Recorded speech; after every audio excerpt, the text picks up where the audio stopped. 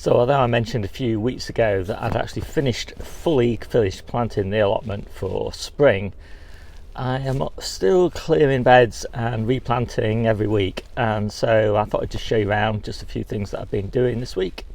So first up, I'm planting my potatoes.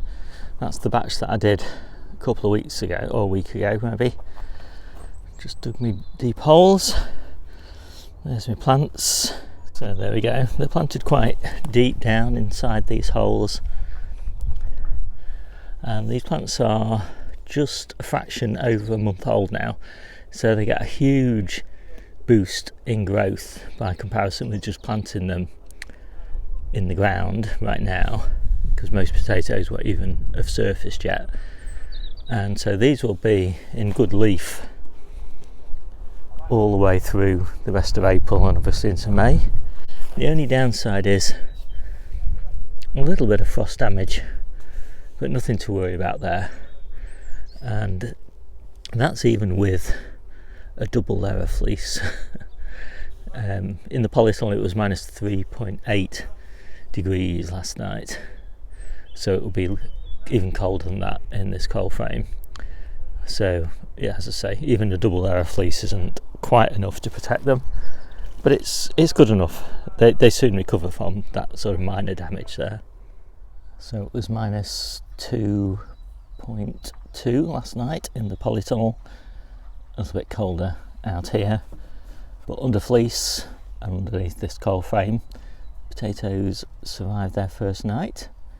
So as I said, these were planted in the beginning of March, so they'll have all of March, all of April, all of May and all of June. They're Charlotte, so they're 120 day potato, and so they'll be ready end of June, beginning of July, harvested as early baking potatoes. And that's why the density is quite low, so only 5 tubers in just over a metre squared, and that just gives you really nice big baking potatoes and lots of them. And this crop here, just this little cold frame here, will last us all the way through July and August and into September, and then that's when we'll start harvesting our main crop potatoes. So if you want more information about how I grow my potatoes, take a look in my little gardening book. It's freely available. There's a link in the description. You want the year-round growing guides and potatoes, and I cover all the different types of potatoes that we grow and all the different techniques that we use in order to get them all year round. And there's loads of videos, more videos embedded in here, and I think it's pretty useful.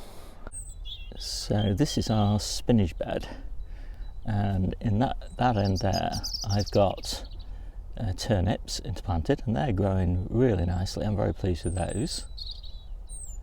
And at this end here I did have radish, and I harvested the whole crop of radish over the last 2 weeks, and there's plenty of space still in there, and so I put more radish in and more turnips, so half is turnips, half is radish.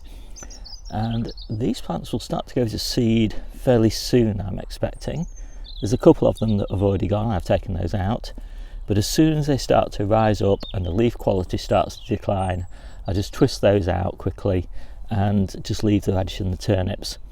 And they should be finishing about the middle of May, and that's the time that I will be planting my peppers, mid to late May anyway.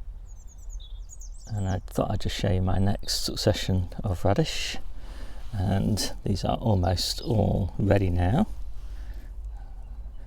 but I won't be harvesting them until next week. And these are interplanted into my new season kale bed.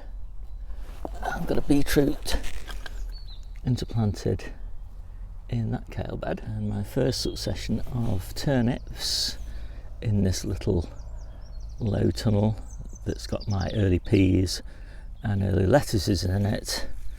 These are nearly ready now, so 2 weeks time we should be harvesting those, which should be quite a treat. I love turnips and radish as interplants. They're just so incredibly flexible, and of course the leaves are really good as well. These turnip leaves are very spinachy really when steamed, so you can pretty much use them as an alternative, just as healthy if not healthier than spinach leaves. So I planted my early beans yesterday, and I just drape a bit of fleece around them at night and just put a little spring clip on the top, just hold it roughly in place. And let's have a look inside. I'm sure they'll be fine, although it was -2.5 in the tunnel last night. A bit cold for beans really, but you can see why I planted them. In fact, not so much with these, because these are actually looking quite nice. But down the other end of the tunnel I've got some more, and these were in desperate need of planting out, but I couldn't plant them out because it was just way too cold in here. But just look at the size of these. I mean, it's just ridiculous. And although they've clipped in, and these are obviously just the spares, and these have had a touch of frost, as you can see. They're looking a bit bedraggled, but the ones under the fleece aren't looking quite so bad, although I'm inclined to perhaps sow another batch just in case. And then finally for this week, I've got a little bit of green fly on strawberries. This is not unusual, often happens. There's not quite so many predators in here at the moment, just the first few hoverflies coming in. They'll probably soon sort it out, I'm not too worried. But I will just give them a little bit of a spray with soapy water and neem oil. It should just keep them in check, as I say, until the hoverflies arrive. So I hope you like this quick video. My name's Steve, this is the Seaside Kitchen Garden and Allotment channel, and I'll see you soon.